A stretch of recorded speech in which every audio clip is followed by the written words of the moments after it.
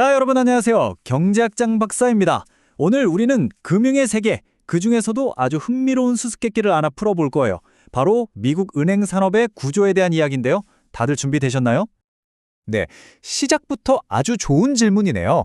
민준 학생, 미국의 상업은행이 도대체 몇 개나 있을 것 같아요? 아마 여러분 대부분은 글쎄요, 상상도 못할 만큼 많은 숫자일 겁니다. 네, 바로 이겁니다. 2017년 기준으로요, 미국에는 무려 5,856개의 상업은행이 있었어요.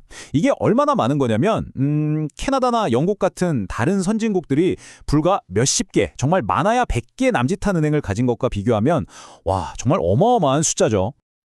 아, 바로 그겁니다. 우리 슬기 학생이 정확히 핵심을 짚었어요. 수천 개의 은행이 존재하는데 왜 우리 귀에는 맨날 그 몇몇 거인들 이름만 들리는 걸까요? 이게 바로 오늘 우리가 풀어야 할 미스터리입니다. 자, 이 이상한 모순 한번 해결하러 가볼까요? 좋습니다. 그럼 첫 번째 단서부터 한번 파헤쳐보죠. 바로 미국 은행업이 가진 역설. 수는 많지만 힘은 없는 이 현상의 비밀을 말이죠. 자, 이 표를 한번 자세히 들여다보시죠. 여기에 정말 재미있는 사실이 숨어 있습니다. 첫 번째 줄, 자산 규모가 1억 달러. 그러니까 우리 돈으로 약 1,300억 원 미만인 은행의 수를 보세요. 무려 3,605개입니다. 전체 은행의 60%가 넘어요. 그런데 말이죠. 이 수많은 은행들이 가진 자산을 전부 다 합쳐도 저기 오른쪽을 보면 전체 자산의 고작 0.5%밖에 안 돼요. 정말 놀랍지 않나요? 이 도넛 차트를 보면 상황이 훨씬 더 선명해집니다. 이게 바로 돈이 어디에 몰려 있는지를 보여주는 거죠. 미국 전체 은행 자산의 60% 이상을 단 10개의 은행이 가지고 있습니다. 그리고 나머지 5,800개가 넘는 은행들이 40%도 안 되는 자산을 나눠 갖고 있는 셈이에요. 이 엄청난 불균형, 이게 바로 오늘 이야기의 핵심입니다. 그럼 그 상위 10개의 거인들은 대체 누구일까요? 바로 이 표에 나와 있습니다. 1위인 JP 모건 체이스의 자산을 좀 보세요. 단위가 10억 달러니까 와, 2조 4천억 달러가 넘는 자산을 굴리고 있는 거예요. 아까 봤던 그 3,600개가 넘는 소롱은행들 자산을 몽땅 합쳐도 1,000억 달러가 안 됐는데 이건 뭐 비교 자체가 안 되는 어마어마한 규모죠. 자, 그럼 이런 질문이 자연스럽게 나와야죠. 아니, 교수님, 도대체 왜 미국 은행 시스템은 이렇게 좀 이상한 모습으로 발전하게 된 건가요? 네, 아주 좋은 질문이요. 그 답은 바로 역사 속에 숨어 있습니다. 옛날 미국에는요, 지점 설치 제한이라는 아주 독특한 규제가 있었어요. 이게 뭐냐면 한 은행이 막 문어발처럼 여기저기 확장하는 걸 막기 위한 거였죠. 특히 1927년에 만들어진 맥파든법이라는 건 은행이 아예 다른 주로는 지점을 낼 수 없게 딱 막아버렸습니다. 이것 때문에 거대 은행이 나오기 힘들었고 수많은 작은 동네 은행들이 생겨나게 된 근본적인 원인이 된 겁니다. 하지만 궁하면 통한다고 하죠? 규제라는 답답한 벽이 있으니까 아주 똑똑한 은행가들이 그 벽을 합법적으로 넘어갈 기발한 방법들을 생각해내기 시작합니다. 바로 이게 금융혁신의 시작이었어요. 그 첫 번째 혁신이 바로 은행지주회사라는 법의 허점을 이용한 방법이었어요. 정말 머리가 좋았죠.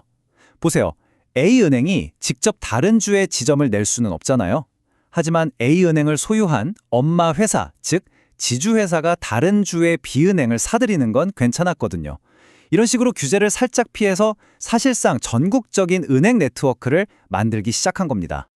그리고 두 번째 혁신은 바로 기술에서 나왔습니다.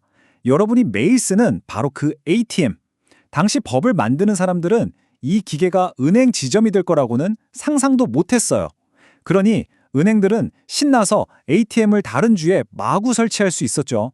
덕분에 고객들은 전국 어디서나 자기 은행 서비스를 이용할 수 있게 됐고 보이지 않던 규제의 벽은 점점 더 의미가 없어지기 시작했습니다. 네, 슬기 학생, 아주 예리해요. 교수님, 그럼 그 낡은 규제들이 마침내 사라졌을 때는 대체 무슨 일이 일어난 건가요?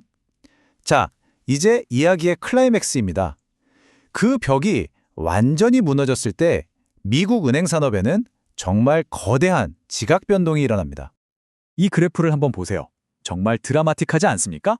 1980년대 중반까지만 해도 14,000개 수준에서 안정적이던 은행 수가 규제가 풀리기 시작한 1985년 이후부터 어떻게 되죠? 네, 마치 낭떠러지에서 떨어지듯이 급격하게 줄어들기 시작합니다. 거대한 합병의 파도 속에서 수많은 은행들이 그냥 역사 속으로 사라져버린 거죠. 바로 이겁니다. 이 그래프의 급격한 감소야말로 우리가 지금까지 추적해온 이야기의 결말인 셈이죠.